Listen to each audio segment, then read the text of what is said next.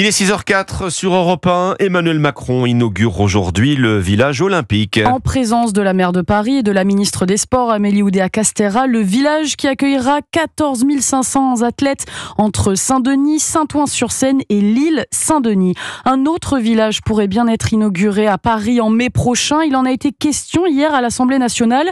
Au détour d'une question, on a appris qu'un projet de village saoudien pourrait être installé aux Invalides pendant 4 mois.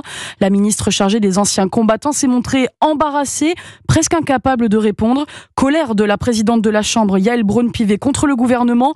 Le film de cet échange tendu avec vous, Jacques Serret. Lorsqu'elle s'approche du micro dans l'hémicycle, la députée Nathalie Serres sait qu'elle va lever le voile sur un projet resté confidentiel jusqu'ici. Des informations récentes circulent concernant l'autorisation accordée pour l'installation d'un village saoudien sur le site même des Invalides à partir du 10 mai 2024 et ce pour une période de 4 mois. Et cet élu LR du Rhône veut obtenir des réponses. L'Arabie Saoudite suscite des interrogations quant au respect des droits de l'homme. Pouvez-vous, monsieur le ministre, nous éclairer sur l'image que nous souhaitons véhiculer en accueillant un tel village sur un lieu aussi symbolique? Le ministre des Armées, Sébastien Lecornu, étant absent, c'est Patricia Miralles qui s'y colle. La secrétaire d'État chargée des anciens combattants ne dément pas l'existence d'un tel projet. Il y a effectivement des choses qui ont été dites et qui sont en cours. Aujourd'hui, rien n'est signé et donc je n'ai pas plus à dire que rien n'est signé. Une réponse qui n'en est pas une et qui laisse la représentation nationale sur sa faim, ce qui vaut au gouvernement fait rarissime